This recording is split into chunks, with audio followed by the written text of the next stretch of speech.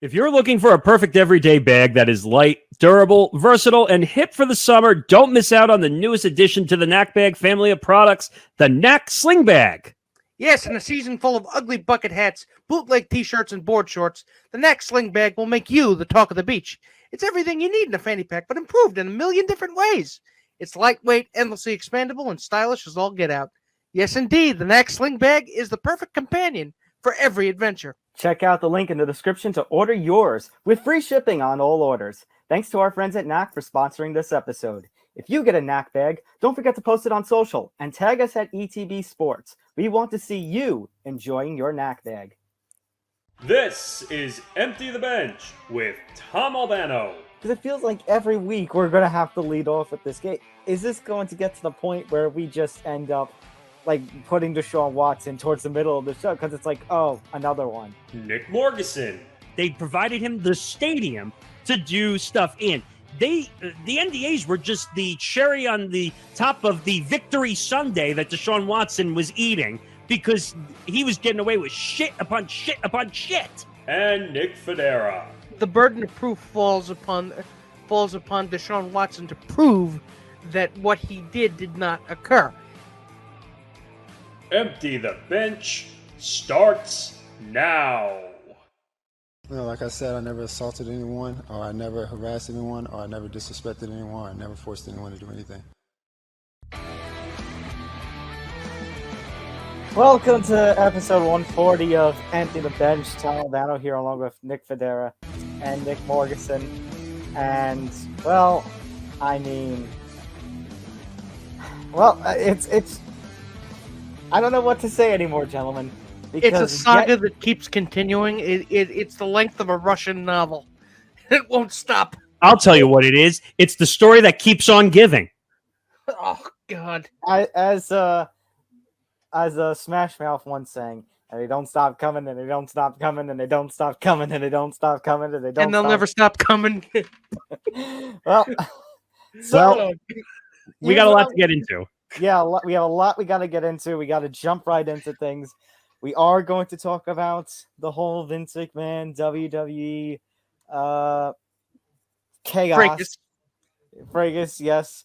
We are going to talk NBA. We actually are going to have Paul Lombardi from the 3&D, from our friends at Review and Preview. He is going to join us to talk about the Golden State Warriors winning the yet another NBA championship and this whole Kyrie Irving nonsense. And we do have a little bit of hockey, a little bit of football news with Gronk. But yet again, because of stuff that has blown up over the last 48 to 72 hours, once again, we lead off with Deshaun Watson. Now, I'm just going to briefly, for the sake of Nick and Nick here, I'm going to run through all three of our banners that we have for this, because it is a three-part story here in Cleveland this week. So, part one, this news dropped over the weekend or into Monday that the NFL is now seeking a significant, quote, significant suspension for Deshaun Watson. This came courtesy of the Washington Post from the very talented Mark Mass. The NFLPA is going to be arguing, however, according to Mass, according to Mike Florio over at Pro Football Talk, they're going to be arguing for less and maybe even no punishment, citing the fact that there were no punishments handed out for Daniel Snyder, Robert Kraft, and Jerry Jones with their controversies. Before we get into this, we also, just to note, a little bit of breaking news coming over the last 36 hours. Tony Busby, who has been representing all of the women accusing Deshaun Watson and filing lawsuits against him, has announced that 20 of the 24 civil lawsuits have now been settled. However, of those four, Ashley Solis, who you may remember from the HBO documentary, the one of the two women interviewed in that HBO piece, hers is one of the four cases that is not settled, and it seems like Miss Solis is going to go all the way with it. And then, sorry, Nick, before you get in there, just also a little side piece news also. According to Albert Breer of Sports Illustrated, the Browns now may be willing to eat half of Baker Mayfield's salary, so this deal with the Panthers may actually be sped up. Plus, they don't have a banner for this, it's just another side story. this whole stadium now controversy that the Browns might be looking for a new stadium too. So, Nick Federa, you were just about to say something. So, Oh, wait. Before we go there, I think this episode needs to start off in one appropriate way. Oh, I think I know where this is going.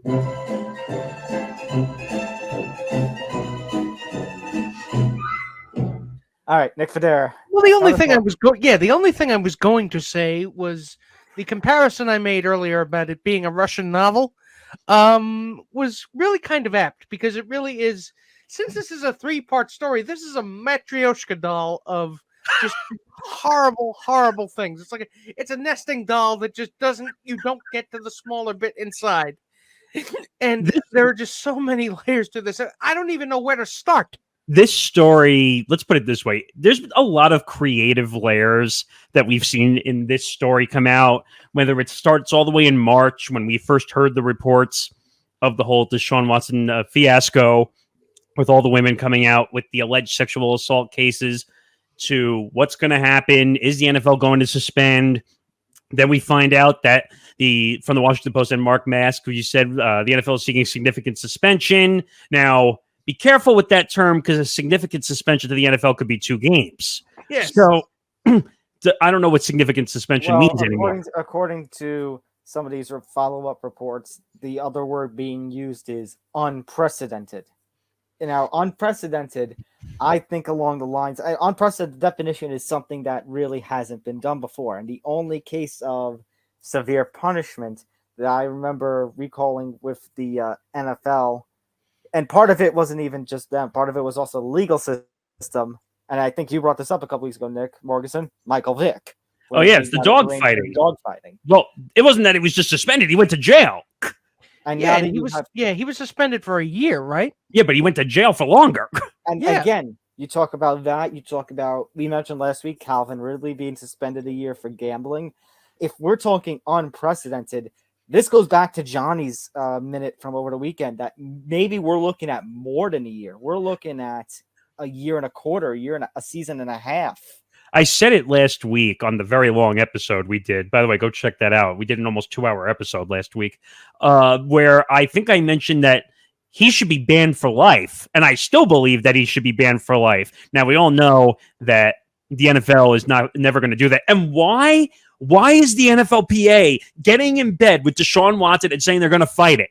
What? Well, I mean, they are a players' union. They have to represent their players. They wouldn't be much of a players' union if they said, "Hey, fuck you, you're on your own." Nick, what did the MLBPA do when the A-Rod situation came up? They were embarrassed. They didn't fight it because they knew it was so bad that they had no fight. This is the same thing. The NFLPA has no fight.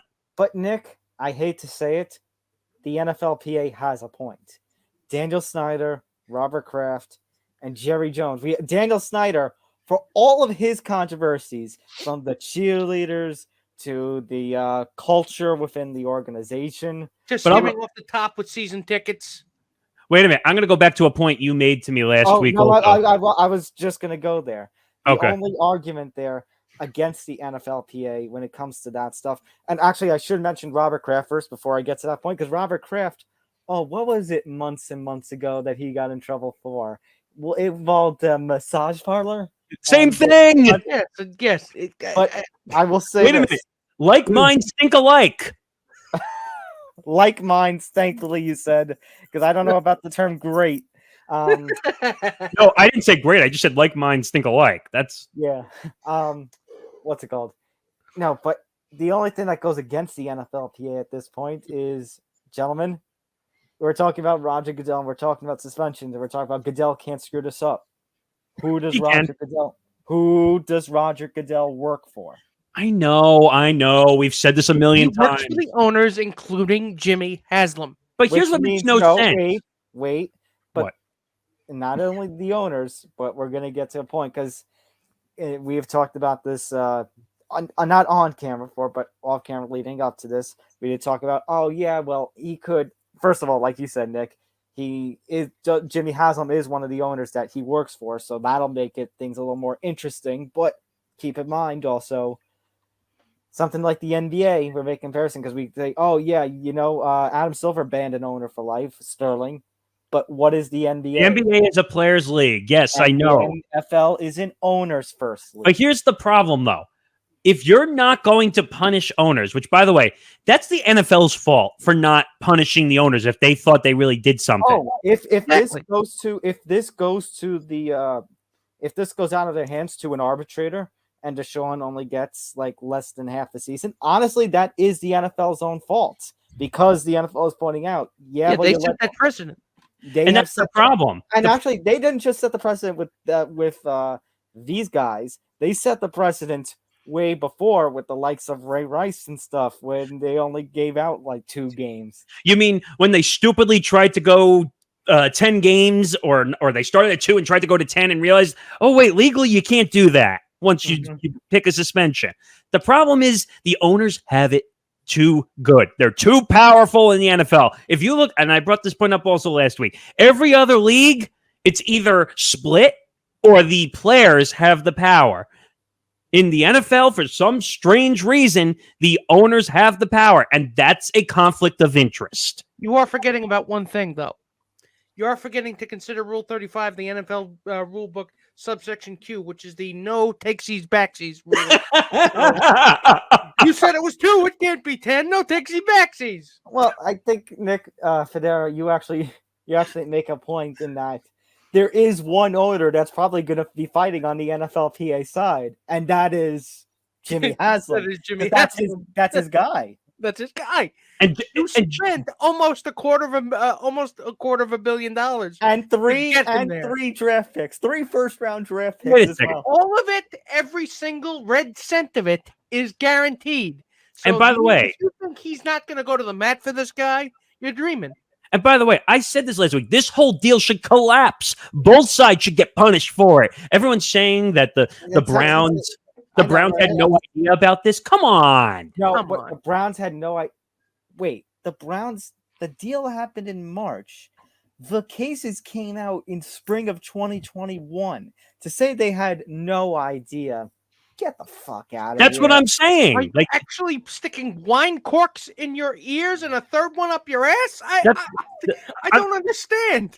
people are going on and check out our TikTok, by the way, at ETB Network. People are dropping comments on the Deshaun Watson videos saying that the Browns had no idea. They just made the deal. Shut up. You're lying to yourselves, or you're a Browns fan, whichever one you want to be called at this point. And I feel sorry for you if you're a Browns fan. Browns fans, I actually feel sorry for. Nick, you know what it is? They have too much brown stopped up there, and that's why they can't figure out what's going on. Well, that's what happens when you stick a cork up there. It's a good point. But you know what? This whole Deshaun Watson case, and you heard it in the intro, we played his first, Tom, you call it a media scrum, when he for his first interview since March 11th, when the allegations came out. He's full of shit, pun intended. At a certain point, ladies and gentlemen, something's got to give. We always come back to this fundamental question, this fundamental ironclad question, which is the NFL going to have the walnuts to do what's right? No, hell no, they're not. And by the way, I have to dust a certain sound effect It's a off. rhetorical question, by the way. Well, Yeah, wait a second. I need to. I'm going into my little closet of sound effects, and I'm dusting one off because I haven't used it in a while. And I told this to the guys, I have to use this one because I haven't had to in a long time. Yeah, that one is kind of dusty. Make sure you don't drop that thing. It's fragile. I mean, because I'm so tired of this. Like, and we're going to talk about it in the next, if we want to go to the next slide, because it's kind of where we're heading. I actually was just looking up, trying to look up the minute. I mean, not the minute. The statement from Tony Busby. I have it. You do have it. Okay. I'll pull it up. Keep talking. I'll get it. No, okay. I actually got it right in front of me. I just immediately, as you said that, I got it. All right. Here is the full statement from Mr. Busby.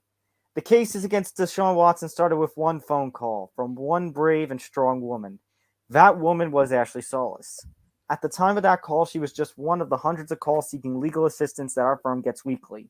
Even though she was originally turned away by our screening process, my staff insisted that I personally speak with her. I'm glad she persisted. Once we took a second look, and after having contact with Watson's original lawyer, who disrespected Ashley and her profession and who arrogantly minimized the conduct of someone he referred to as an asset, I was convinced our law firm should try to help her. As a result of Ashley's lone but brave voice, soon many women who had allegedly experienced the same conduct were emboldened to step forward.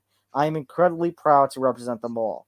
They have endured vile criticism and fanatical ignorance. They have faced withering cross-examination by skilled litigators and stood firm. They are warriors all. Today we have an important announcement about these cases, but it is important to point out that without Ashley Solis, the conduct experienced by these women would have likely continued unfettered. The truth is, without her courage and willingness to come forward, the NFL wouldn't currently be contemplating discipline.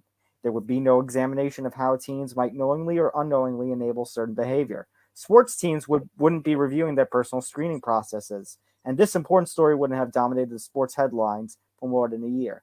Today, I announced that all cases against Deshaun Watson, with the exception of 4, have settled. We are working through the paperwork related to those settlements. Once we have done so, those particular cases will be dismissed. The terms and amounts of the settlements are confidential. We won't comment further on the settlements or those cases.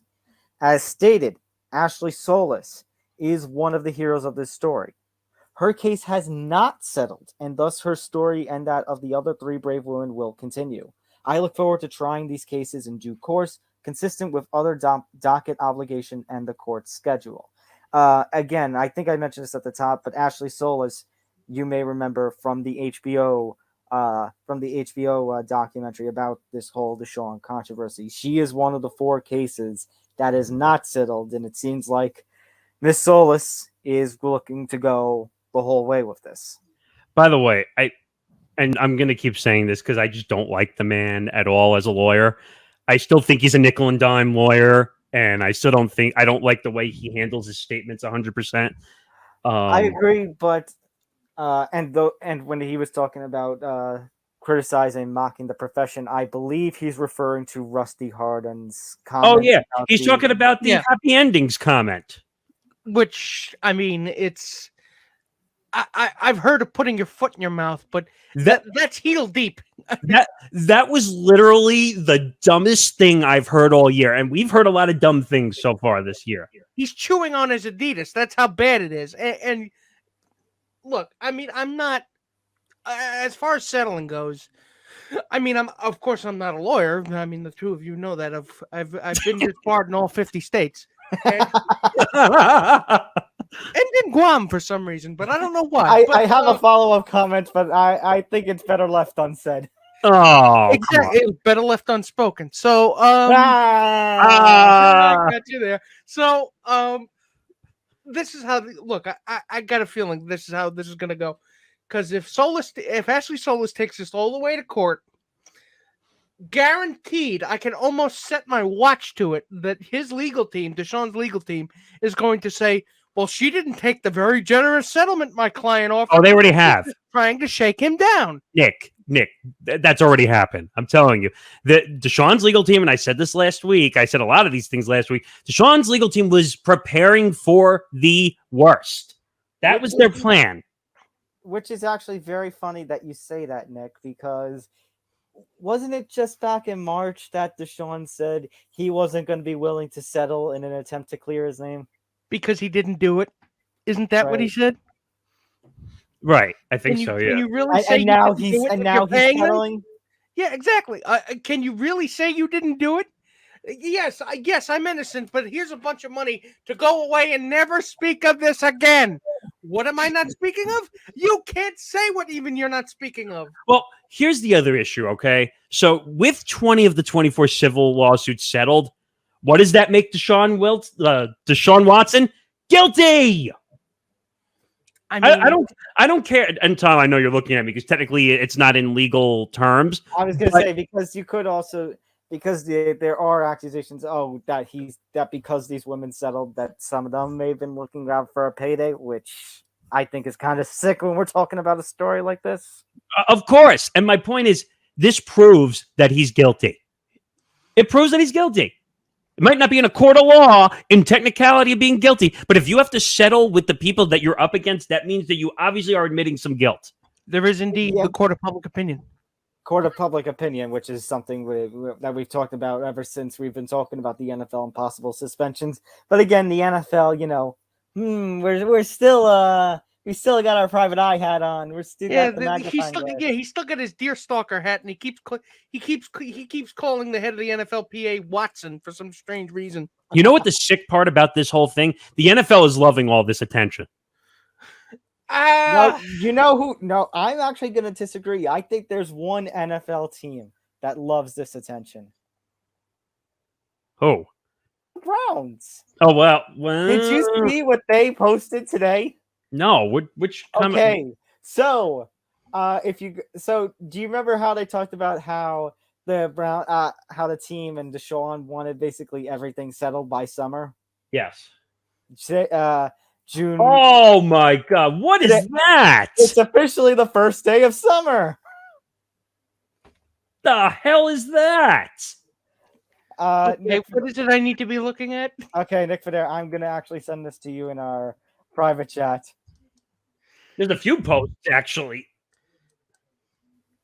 Oh, I think that's Deshaun Kaiser, and let's see.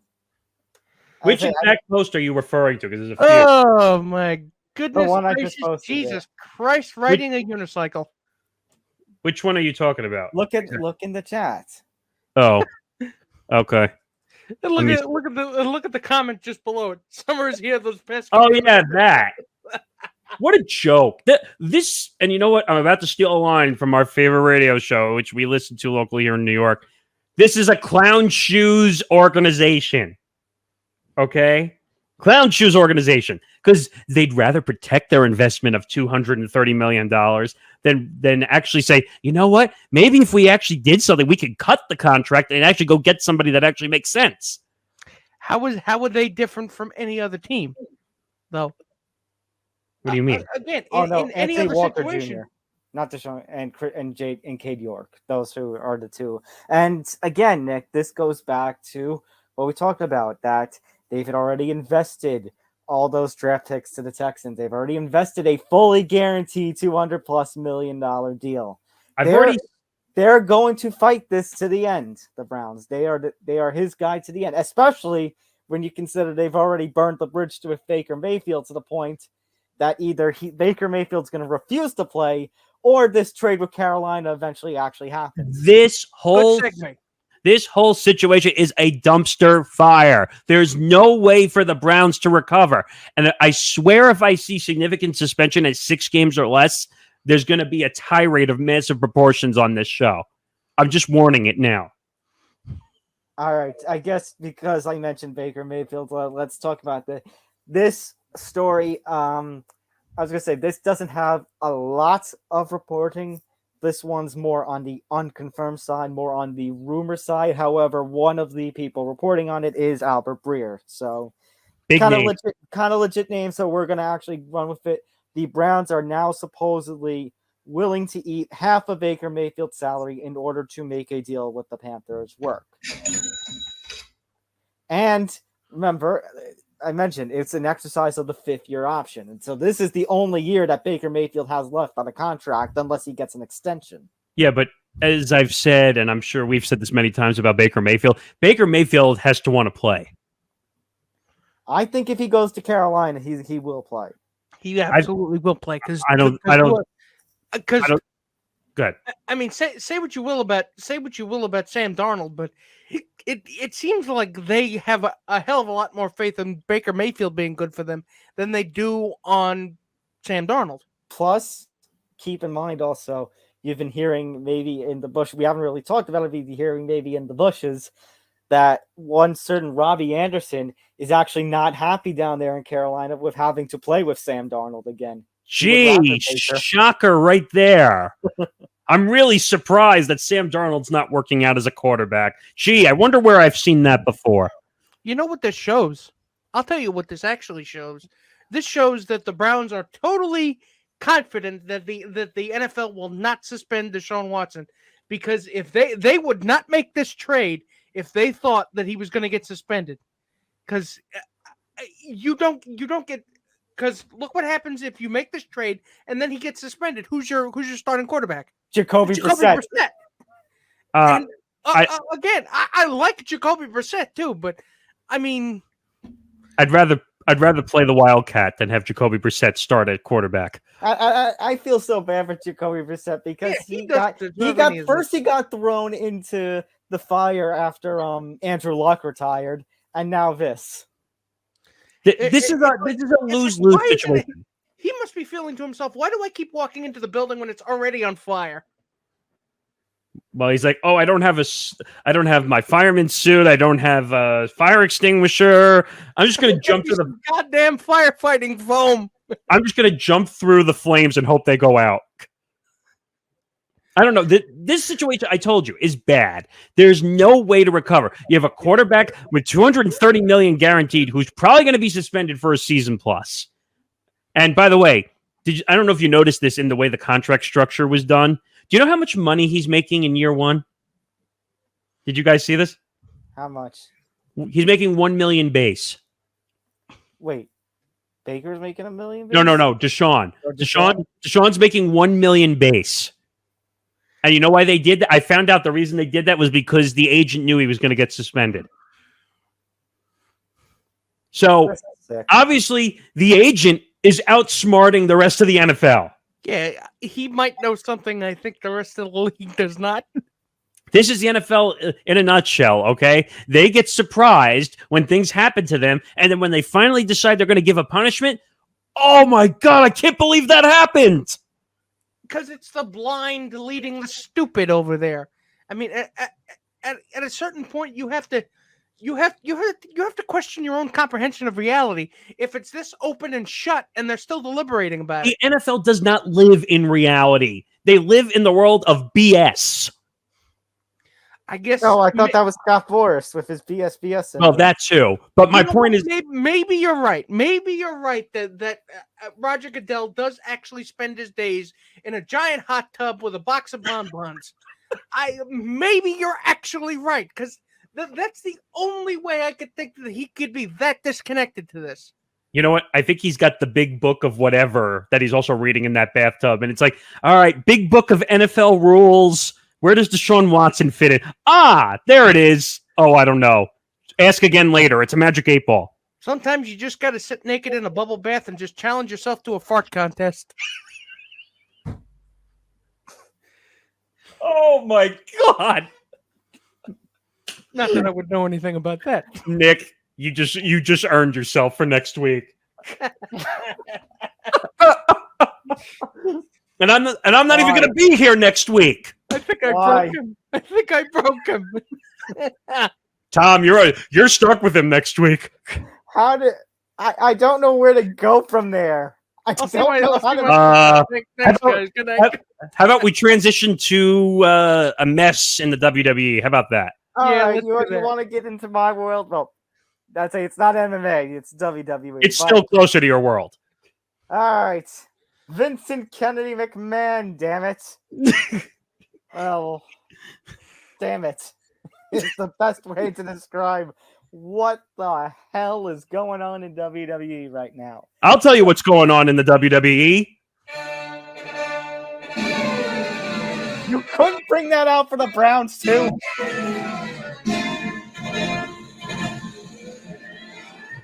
Enter the bench now takes a trip to the circus that is Vincent Kennedy McMahon's World Wrestling Entertainment. And to be honest with you, ladies and gentlemen, I did a minute about this. I think when was after it? it first broke. Last week I did. After it first broke. Yeah, after it first broke. After the Wall Street Journal broke it. In fact, that was before he actually stepped aside. So I was a little bit behind the curve there. So I didn't think there was going to be any accountability, but this is kind of like 35% of the way there. Wait a minute. Tom, do you have that meme? What Do you have that meme I sent you about the Simpsons meme? The one about the money? Oh yes. That. All right. Let me explain this first. Let me explain this before I get into it. Okay.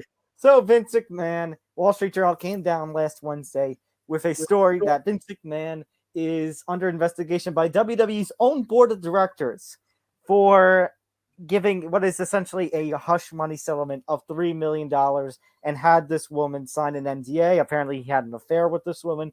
And somehow, Nick, you might have explained it a minute better than I can, but as they were going, they found more NDAs. They did. Yeah, the WWE board of directors, because I didn't realize that WWE was actually a publicly traded company. They have been since 1999. Yes, It's always been a publicly traded no, company. not always. 1999. Which Well, shows a long time. which shows how much I know about wrestling overall. But still, they found in the course of their investigation, because they were tipped off anonymously, Yes, anonymously. Yeah, They were start tipped off with- start- anonymously yeah. by somebody claiming to be the friend of the woman, noting that the woman that Vince had an alleged affair with started with a $100,000 salary, which then jumped to $200,000 upon the two beginning a relationship. and they tracked those payments to February of this year. But in the course of their investigation, the board of directors uncovered NDAs that were from Vince McMahon and John Laurinaitis that stretched back, I think, almost decades. I think It went back a long time. A long time. Yeah, and John Laurinaitis, by the way, the head of talent relations over at WWE. He had been before, but he actually came back into the fold in, I think it's April of last year. If you guys remember, taking over from Mark Carano, who you guys may remember when we discussed the trash bag gate controversy. Yes, I do. Remember. Was that when they? Wait a minute. Was that when they threw a bunch of employees out, or they cut them, or whatever? That's when they got cut, and they sent their belongings back to them in trash bags. Oh, that's horrible. So Carano basically took the fall there, and we end up going into this a whole debacle. On Friday, out of the blue, Vince McMahon, WWE releases a statement saying that Vince McMahon is going to be stepping aside as chairman and CEO. Stephanie McMahon, his daughter, would be taking over in the interim, which is actually funny because back in early May, she announced that she was going to be taking some time off to be with her family. Oops. And this was after her husband, Paul Levesque, who you all in the professional wrestling world might know as Triple H. He had to take the heart attack, right? Yeah, had the heart attack in September, lost all of his duties, and then he came back in a very small role after Stephanie was going to be taking time off, and now Stephanie is back in the fold because Vince is stepping.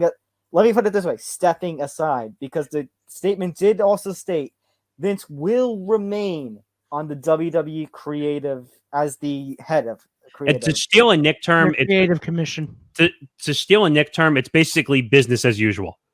Yeah, well, that is the internal memo that went out on Friday, which, funny enough, Vince McMahon made a very rare public appearance on SmackDown. Yeah, that was bizarre that he made an appearance on SmackDown.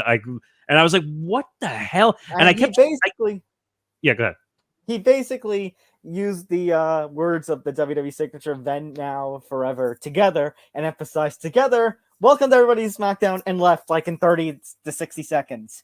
And then on Raw this past Monday, made a little remark, hey, next week, John Cena is going to be making an appearance because actually June 27th, the next edition of Raw, marks 20 years to the day that John Cena made his WWE television debut, which is actually a really cool fact. Right. This whole story is bizarre, though, just because, and it refers to the meme I started to bring up earlier. Okay, that Vince McMahon actually paid more in this hush money settlement than he did for WCW, which is actually true because he only paid $2 million for WCW because WCW was only worth that much because Turner at the time had Time Warner canceled all their television deals.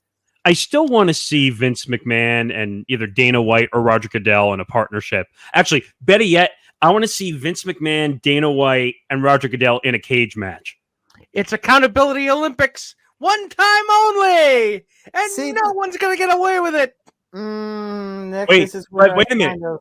But wait a minute. In a cage match, there's nowhere to hide. I mean, look. Let me just say this. Okay. Let me just say this. I think, to a certain extent, the fact that we as a collective kind of turned Vince McMahon into this kind of cartoon character, the gruff, blustery, like, I'm Vince McMahon, damn it. To a certain extent, I think that is covering up or papered over a lot of the really sordid, horrible shit he's done. Yeah. I think you're being nice. To women, yeah. To women, you have the Ring Boy scandal of the early '90s involving Pat Patterson and such. You have him allegedly maybe playing a role, not confirmed, but allegedly playing maybe a role in the cover up from Jimmy Snuka when Jimmy Snuka went on trial in 2017 for the murder of Nancy. I forget the last name. His girlfriend at the time in the '80s when Nancy had passed away.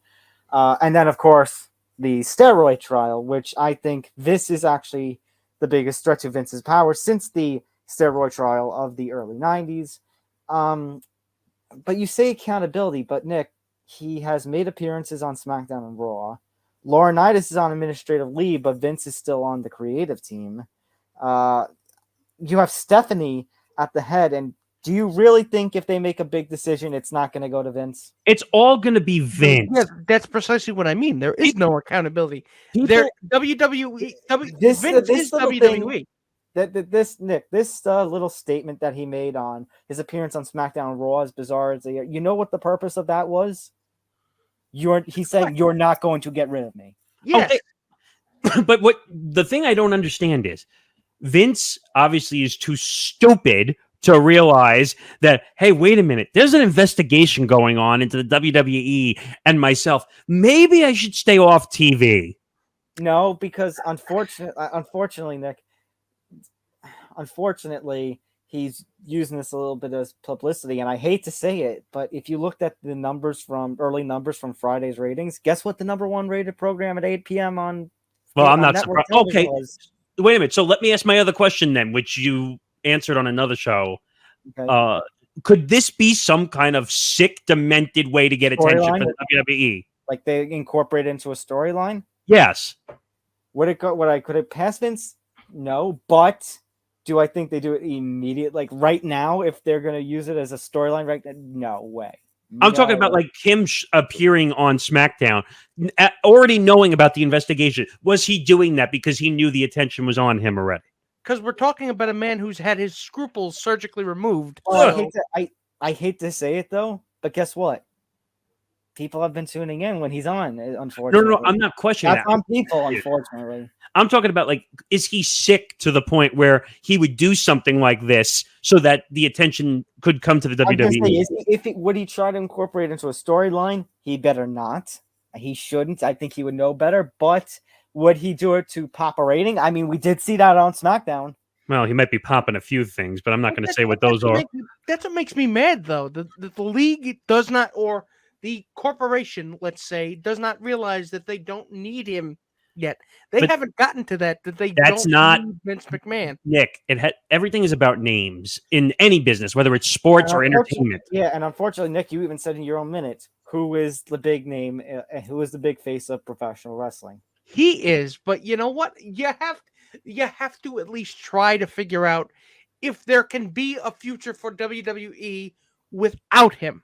Nick, I'll give you an example. Nick, hold on. I know. No, but Nick, I know this is going away from the admin and controversy side, but Triple H was running NXT for a number of years. And then when they went up against AEW and got killed in the rating, basically Vince, right before Triple H had the heart attack, said, I'm taking this away and I'm going to be overseeing developmental again. Right. Unfortunately, like WWE fans know that maybe there is something different and maybe that, it would be a little better if, say, Triple H and Stephanie, the power couple, were at the head. But right now, it's Vincent Kennedy McMahon. And unfortunately, even in a time like this, I don't know if Vince necessarily goes out of power completely. Remember what I think we've even talked about this in the past, but the day we ever, and I actually said this on Game On with Johnny Montalbano, Hank and Dichter, 3 p.m. on Tuesdays here on the Empty Bench Network. I said I think the day that Vince McMahon dies is the day that basically Vince McMahon is no longer associated with WWE. The problem here. Yeah, let me make one more point because then our guest just showed up. But so Nick, I'll use an example that might be a little easier to understand. The Yankees with the Steinbrenner family. Okay, so if another family came in tomorrow and just took over the Yankee organization, Would you say that it's going to run smoothly under a different family? No. However, the difference is the Yankees were winning championships before George Steinbrenner was even had the money to buy the team. No, but my So- point is that he had the money, he had the reins of it. Let me put it in a better way, Nick. Let me put it in a better way. The Yankees and Steinbrenners are hand in hand, like peanut butter and jelly. Right. If a new team came in, I mean, a new family owner came in, wouldn't it feel weird for a little bit? Yes, it would, and I'm not disagreeing with you that is that is the reality of it. Yes, I'm just saying I really wish it wasn't. Now, Nick, in a way, when you were talking about that point on your minute last week, I mean, you are right. We do have these days AEW with Tony Khan leading the helm, but I mean, Tony Khan and AEW still, they are an alternative. They are not true, Monday Night War competition yet. I still think the whole situation you brought up, what was it with Nick Khan, the super agent that might take over WWE at some point? And the thing is, sorry, Nick, but the thing is also, you could see this affecting the whole wrestling industry, not just WWE. I think it could trickle down into people wanting to watch AEW and Impact. And I could see that.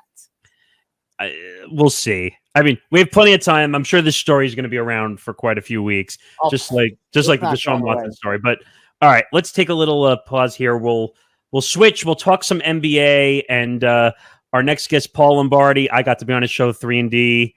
Great show on the Review and Preview Network. Check out his show on Tuesdays. So let's bring him in now. Paul, how are you? I'm doing good. How are you guys doing? Hey, Paul. Hi, Paul. So we made it through the NBA season. The Warriors are the champions again. Are we really surprised? Your thoughts? I'm not extremely surprised at all.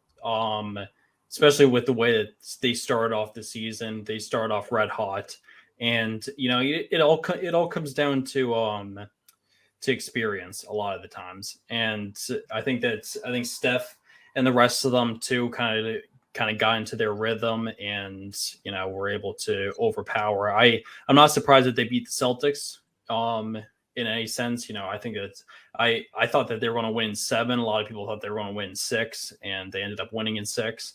So I think I thought it was a great series. The Celtics showed a lot all season long. I give them a ton of credit for even making it to the NBA Finals, and I'm sure they'll be back. Jason Tatum will be back eventually. He didn't have the greatest finals, but they're all very young, and the Warriors just outmatched them. Steph Curry mainly just outmatched them. Yeah, it's one of those series. And it was odd too, because the Warriors were considered to not be the favorites for most of the series they were taken apart of, which made no sense to me. Yeah. To be Most honest, people were caping for the Lakers, if I remember correctly. Not really, but I would say that when the Warriors made the playoffs, I was like, all right, everyone thinks that the Suns or the Heat or the Bucks, but then the Warriors. You should never really count out a team like the Warriors, but you think after the last couple of seasons where they had a couple of down seasons due to injuries and whatnot, that maybe the dynasty was over. But now that a performance like this, it seems like Golden State isn't exactly going away anytime soon. Yeah, no, absolutely. I think that it just goes to show how Steph's prime is not over. Clay is starting to get healthy again. And over the past couple of years too, when they weren't good, they accumulated some good young talent. They have Jordan Poole, who's going to be a stud. I think Jonathan Kuminga is going to be a very good player. I think he was a tremendous draft pick for them. I think Moses Moody too is a guy who didn't get very many minutes, but I liked a lot in college, who could be a good 3-point shooter in the league. I think they played their cards right. After they lost KD, they took a couple of years off, let everybody get healthy, accumulated some draft picks, and now they've got a great mix of Steph, Clay, and Draymond with a good young supporting cast. I mean, you could even throw Wiseman in there too. He's a young stud. Yeah, you can. Paul, if you don't mind, I ask a question. We're talking about Steph Curry. Finally gets his NBA Finals MVP. Now, he already had, quite the resume already at this point in his career, but just what does this do in terms of adding to his legacy? I think it adds a ton to his legacy. I think that he moves up big time. I think that not only I think the fourth championship is a big one because now he's tied with LeBron and he's pushing the class of Kobe and Magic, and Jordan's obviously got 6, Kareem's got 6, so he's pushing the same class as all of those guys, starting to become legit. There's a lot of players who only have 2 or 3 rings, so he's kind of getting into a different class, I would say. And the Finals MVP is huge too because he can get that off his shoulders. A lot of people always joked for all those years, Iguodala and Durant won it twice, but now Curry's the one, and he's got his Finals MVP. He was an All-Star this year. He was Western Conference Finals MVP too, all in his age 34 season, I think this was. So it's absolutely amazing. I think it helps his legacy a ton. Big question is he top 10 all time? That's up for debate. That's, everybody's got their own different criteria for, top 50 all time and all that kind of stuff. But he's rising up there. He's ahead of Durant, I think. I agree with you on that one. And I'm glad you brought up the top 10 because there seems to be a massive debate on where Steph should be. Now, in my opinion, I don't think he's top 10 yet. I still think there's a bunch of other Hall of Famers on top. I heard you on your show talking about like the Wilts and the Olajuwons and everyone above. Just Kobe. You can even throw Kobe up above. I would still take Kobe above Steph at this point. Yeah. But I think people need to relax and let Steph. He's still got a good 4 to 5 years, I think, and I think he'll win another title or 2 at least before his career is over. Absolutely. So we're talking about a dominant career. I think by the end, he'll be in the top 10 for sure, and he might knock on the door of maybe the top 7 or 8. But I think people just need to relax. I think they're a little too excited that he finally won an NBA Finals MVP award. I completely agree. I think that I don't think this is going to be his last title. That's one thing. I think he retires with at least 5 because this team is just set up to win again in the next year or 2, I think.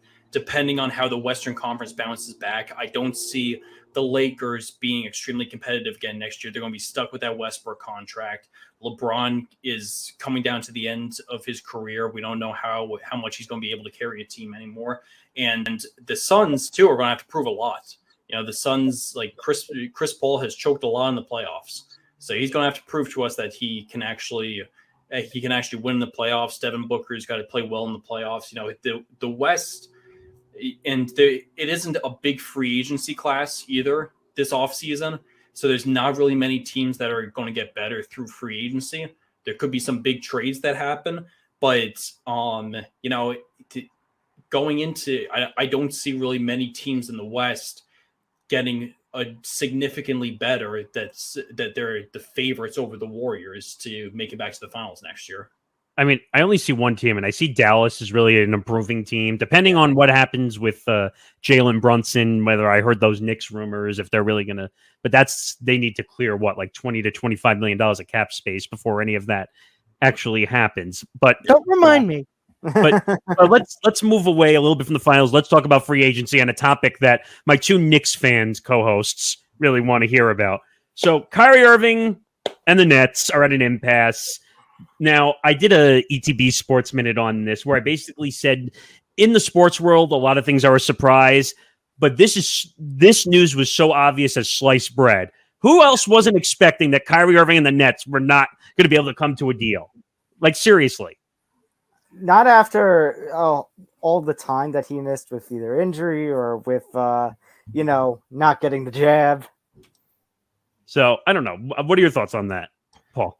I mean, I'm not shocked one bit. I thought that it was pretty guaranteed, throughout his entire time with the Nets. He, you could even throw the whole vaccine thing out the window and just play into effect like the 3 weeks he took off with no explanation the season before.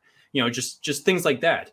He's very unreliant, and when you're a team like the Nets and you got a superstar like him, Kevin Durant is missing time because of injury, he's starting to get older, and you expect him to be a lot more available than he is. And he's shown you since coming to the Nets that he's not very interested in playing a ton of games during the regular season. He's not very interested in being a huge part of the team.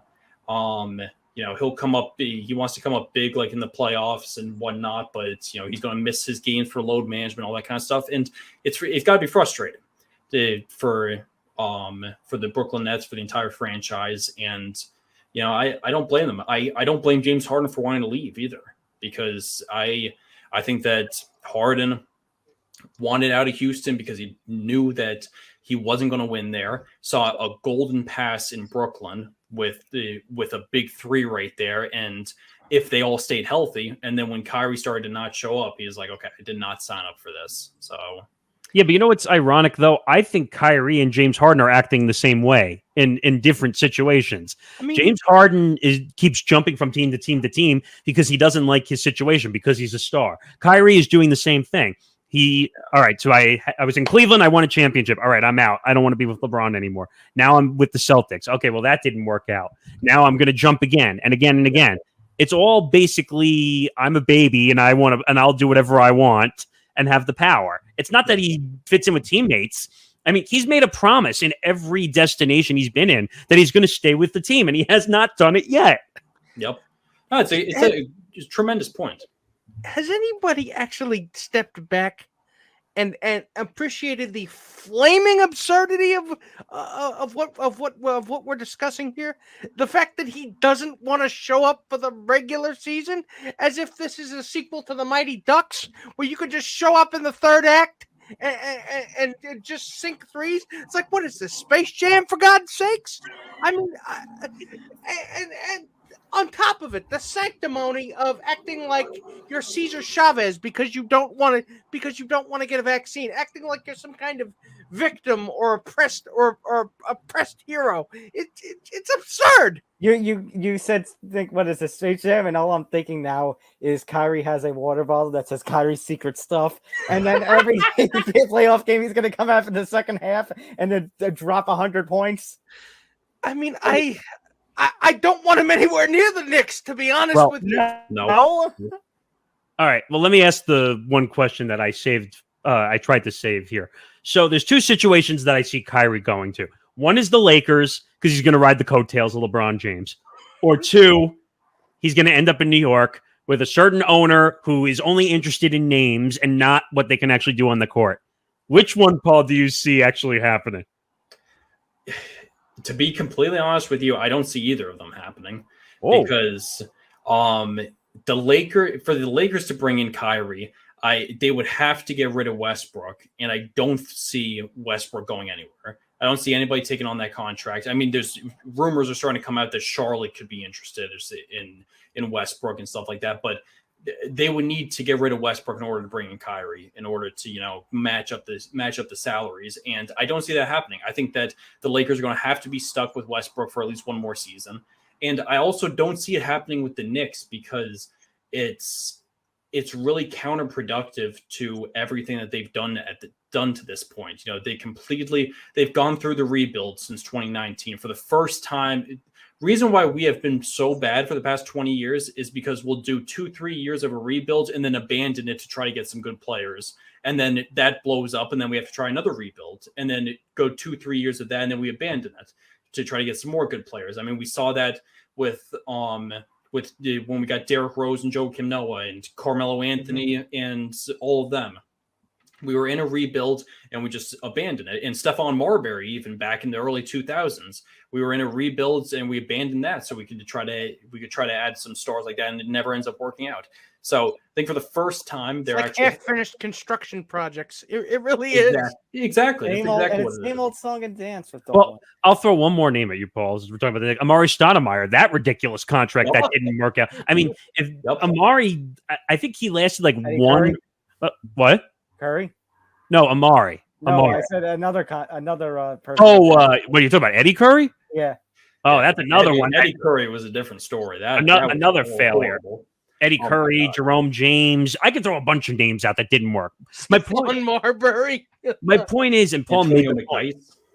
Paul made the point that like when they brought in Melo and then they brought in Amari, they thought that they were going to take off to stardom. They were going to win a bunch of games in the playoffs. Maybe they had a chance at winning an NBA title. And then when Amari got hurt, that was the end of it because he only lasted like a year and a half into a 4 or 5 year contract. Well, on that note, if Kyrie ends up joining the Knicks, and I'm disgusted to even say that, you can't see maybe the same song and dance happening where he promises great success, the team doesn't have success, and then after 2 years he doesn't want to be a Knick anymore and wants out. Of course. Yeah. Knicks fans are used to it. I mean, we understand the value of half-assing things. That's exactly it. And I would like to believe that they're actually trying to go through a rebuild this time around. We've got a new front office. I mean, obviously Dolan's still there, but we got new guys, and the rebuild's been going on for a little bit, for longer than it usually lasts. By now, usually we'll have abandoned it and tried to create a winner. But it seems like they're going in the right direction. They're trying to trade up for Jaden Ivey. That is the number one option that you got to do. You know, as long as you don't have to give up anything ridiculous for him. If you can get Jaden Ivey, that's your future point guard right there. Malcolm Brogdon, I think, would be a good choice. I think Jalen Brunson would be a good choice for the right price. I don't know how I feel about giving him, $25 million a year. I feel like that might be a little bit of an overpay, but I don't see the Knicks bringing in Kyrie. I really just don't see it happening. I think it's a mistake. It would be a huge mistake, and there's a lot of teams in the NBA that I feel like do not want to touch Kyrie for that reason. Sacramento. Yeah, exactly. He might end up having to go somewhere like that. I mean, I think that would tarnish. I think his career's already tarnished just because of the whole COVID thing in general. Oh, absolutely. Mm-hmm. But all right, let's move on to some other NBA news and notes as well. Let's actually talk about a former Nets assistant who signed a contract with the Hornets, and then it didn't really work out because of his assistants really didn't get the money. Or he was looking to get his assistants' money and they didn't really want to pay it. And now all of a sudden he's back with the Warriors, which in my opinion, that probably worked out for him in the long run. Yeah. What do you think about that? It was definitely really interesting. It seems like it came down to like Kenny Atkinson wanting his assistants to get paid better. And the Hornets apparently are have one of the lowest payrolls for assistant coaches in all of the NBA. Like they don't like to pay their assistant coaches very much. So that seems like it was kind of like the deciding factor. But it's not a terrible situation. I mean, anytime you can go back to Golden State, it's definitely not horrible. And he'll definitely be in the mix for some more head coaching jobs. I just think it's going to be interesting to see who Charlotte ends up getting. Mike D'Antoni, I don't love. I think that he's. How many times are we going to let him, run his offense and just? Oh, the 8-second offense.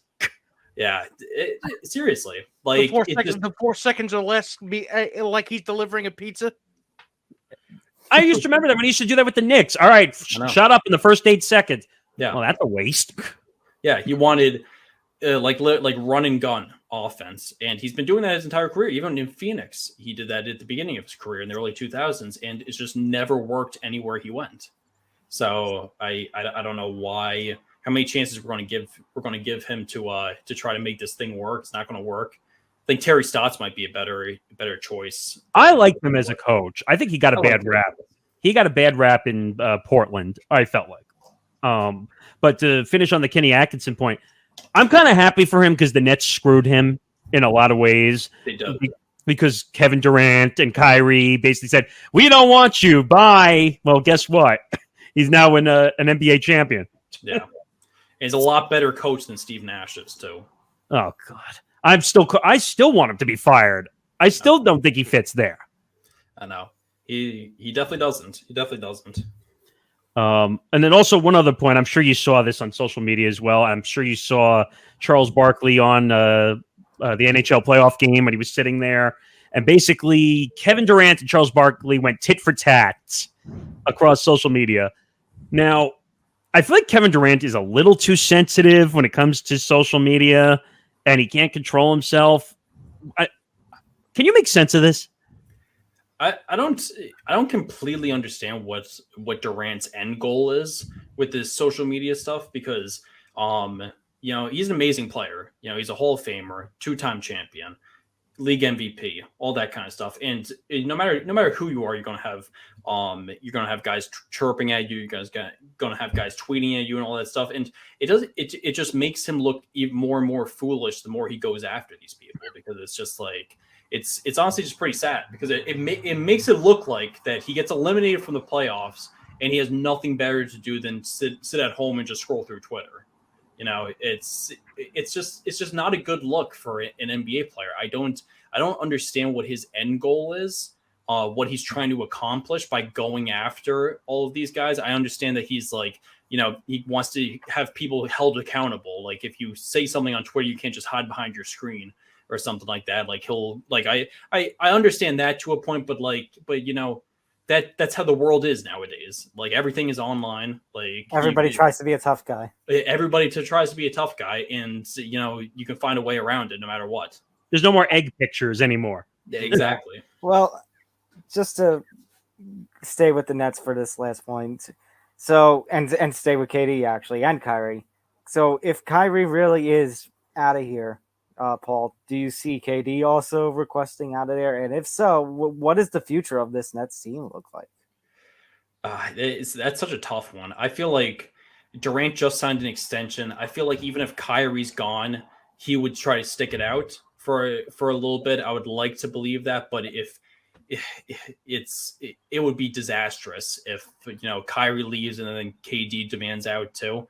I don't even know where the Nets would go from there, because they kind of like they were building into a good team, and obviously when you have the opportunity to bring in a Kyrie and bring in a KD and bring in a James Harden, you're going to trade everything for those guys. But and then if they abandon you, you're left with nothing, and that could be the road that they're headed if Kyrie does end up leaving and KD wants to follow him and all that. But I mean, if we learned from one situation where the Nets traded a bunch of all-stars, if we go back to the Nets and Celtics situation, they already mortgaged their future, and they're still dealing with the tail end of that when they traded for KG and Paul Pierce, and they're still dealing with all the picks that they traded away. They had to go deep, like in 2028, 2029 to get these picks just to make these trades. And now Harden gone, Kyrie's probably going to be gone, and to be fair, I think KD will demand out if there's no other star with him. This team's a mess. Absolutely. I think, I mean, like, so it's tough to believe that KD, I would like to think that KD would try to stick around a little bit, even if Kyrie leaves, but it is a little tough to believe that he would, because at his age, he's trying to win another NBA title. If he's the only piece there, like they don't have much of a chance of competing against Milwaukee and all the rest of the powerhouses in the East. I mean, I wouldn't even consider Ben Simmons a 2, to be honest, either. Sure. That is true. I almost forget that they have Ben Simmons. That's like... but I wouldn't even consider him a 2. I think he's like a role player at best. I mean, get back on the court before I can consider you any type of player. He's a great defensive player, but he's not going to give you much on offense. Like, he can't be a second scoring piece. That's the thing. He needs to be like, you need to have 2 or 3 great scorers, and he's like your defensive star for a championship winning team. That's like how Ben Simmons has to go, because he's never going to be able to step in and KD is the number 1 option. He's the number 2 option. That's never going to work out. I mean, it is what it is. I mean, it'll be an interesting NBA offseason. What do you see as the major move? We'll end on this. What's the major NBA free agency or trade that you see happening? That's tough. I think one thing that could happen is Zach LaVine leaving the Bulls. That's what seems like a high possibility. They may not want to give him the long-term deal. I'm not sure exactly where he would completely want to go, but for the most part, I think that a lot of the teams are going to look pretty similar. Like I was saying before, this year's free agent class is not that deep. There's a lot of contracts, a lot of big time contracts that some teams are stuck with, like, John Wall, for example. I don't see him getting out of Houston. He picked up his player option. He did, and it's for $47 million. I mean, unless the Rockets eat all of that money and let him go and sign with whoever else for the veteran minimum, but if not, he's their starting point guard next year. They're not eating that. They're not eating that. Exactly. I don't see them doing that. So I think he's going to be stuck with Houston this year. I think that Westbrook will probably be stuck with the Lakers for another year. The Kyrie thing is going to be interesting because if Kyrie is let go by Brooklyn, I have no clue where he's going to go because I can't imagine many teams are going to really want him, especially for that much money. Unpredictable. He's unpredictable. Exactly. You don't know if he's going to play. So I don't know. We'll see what happens. But Paul Lombardi of 3&D, the Review and Preview Network. Paul, thanks for coming on with us, and hopefully we'll talk more as NBA free agency comes up. Of course, always down to come on. Appreciate you guys having me. Thanks, Paul. All right, man. We'll see you. See ya. Okay. So that was a fun conversation. We got to talk some NBA free agency. What's left here? What do we got left? We got a couple of little small pieces here. We got the NHL Stanley Cup. Just a little note. Avalanche are leading 2-1. Game 4 in Tampa Bay happening tonight. At the very start of this series, it looked like maybe it would have been a bit of a blowout because you had Game 1, Avalanche winning 4-3 in overtime, and then that 7-0 absolute murder that happened last Saturday night. That felt like a football score. It Yeah. did. But now the Lightning, all of a sudden, Tampa wins 6-2, and they are, I believe, they're unbeaten still in this postseason at home. It's absolutely unbelievable how these guys are performing. So I think tonight's game is going to be very pivotal. Is this going to be who blinks first at home? Basically, yeah. Let me go be specific. It's going to be, does Tampa keep their winning ways at home, or does Colorado take a game on the road in Tampa? I'll put it to you this way. Colorado can win because they obviously have the home ice advantage. And so if you go on the home ice theory, they could win it in 7 games, at home if every home team wins every game of this series.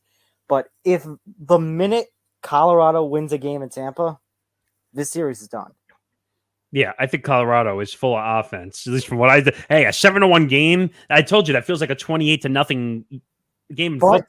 But if Tampa Bay wins tonight and then goes on Friday into Colorado and wins, the series might be done in the other way. Tampa may have taken it.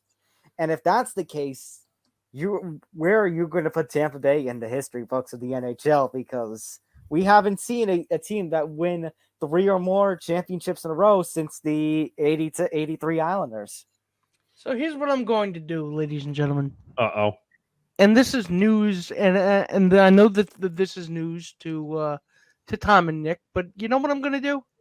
What? I'm going to just plead the fifth because there is no take on this series that Nick, it's not going to sound like like sour grapes. Well, Nick, your prediction is still alive. My prediction of the sweep is over, but if Colorado wins tonight, they can win on Friday, and then you would be right. You know what? I don't want to be right. I don't want to be right. You know what? I'm sick and tired. I'm sick and tired of being right. I tried to follow my heart and it got broken. So what else do you want me to do? Okay. Wait. Did wait a minute? Did you just say you're sick of being right? Well, he's suffering. Nick. He is still suffering from the depression of having to watch. Do you mind? I'm wallowing here. I still am a little bit too.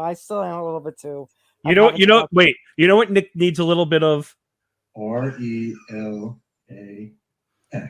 Oh, shut the fuck up, you do. You've never win more than 1 Super Bowl in your life, and you're telling me you've got 1 more Super Bowl than I do, and you're telling me to relax? Woo! Look at Darren bringing the heat. No, because it's not fair.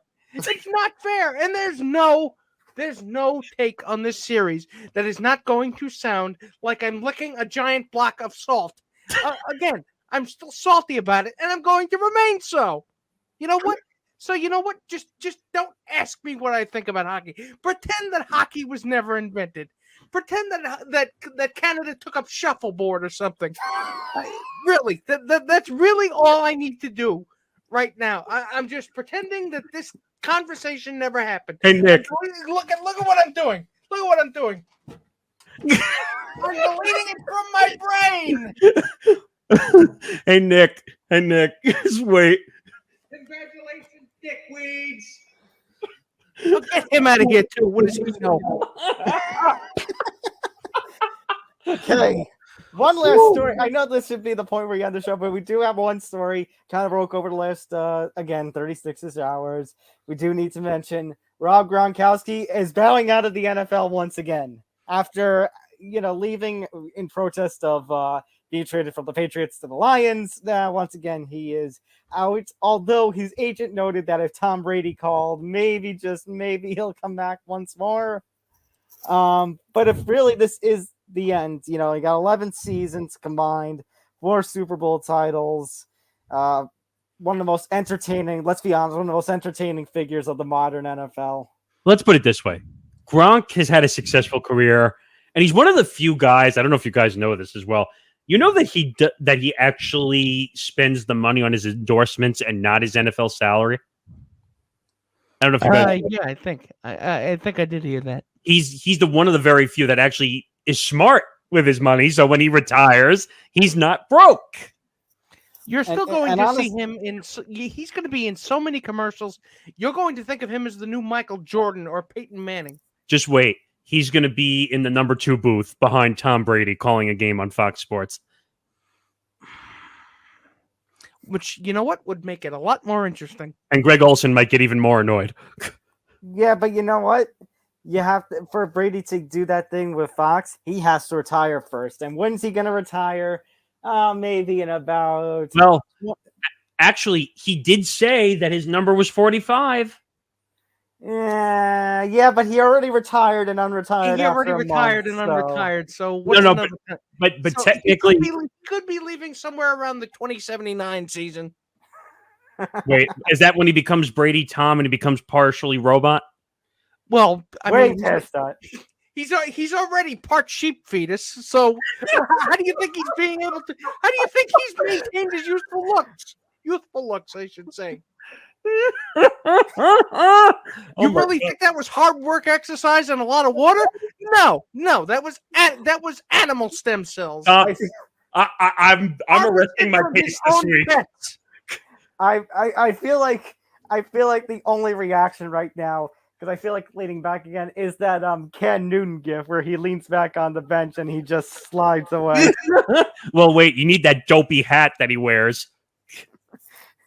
Whatever that hat is. I don't know. What do they call those hats? The beanies? Well, no, it's that, like, the ones that old people wear on the beach. It's like a bucket hat? Yeah, like a bucket hat. Yeah. I don't have a bucket hat. Otherwise, I'd wear it.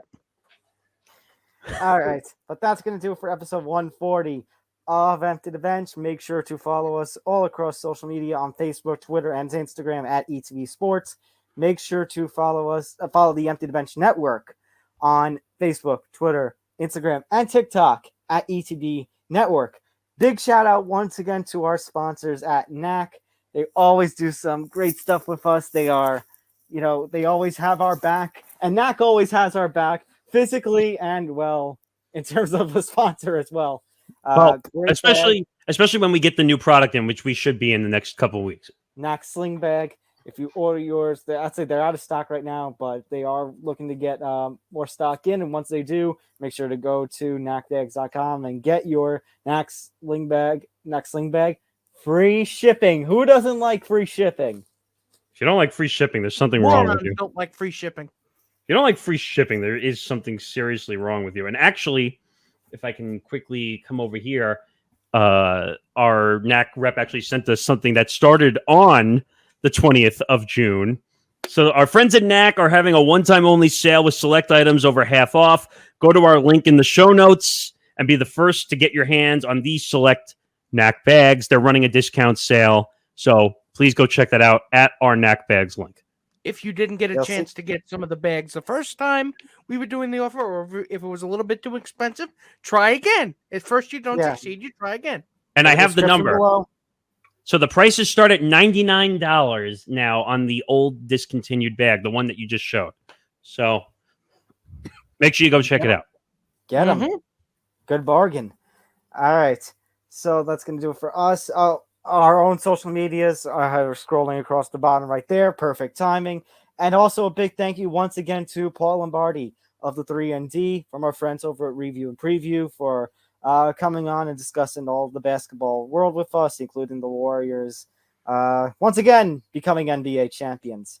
But that really is going to do it for us. For Nick Morgeson and Nick Federa, I am Tom Albano. We will see you next week on Empty the Bench. Take care, everybody. Good night, everybody. Good night.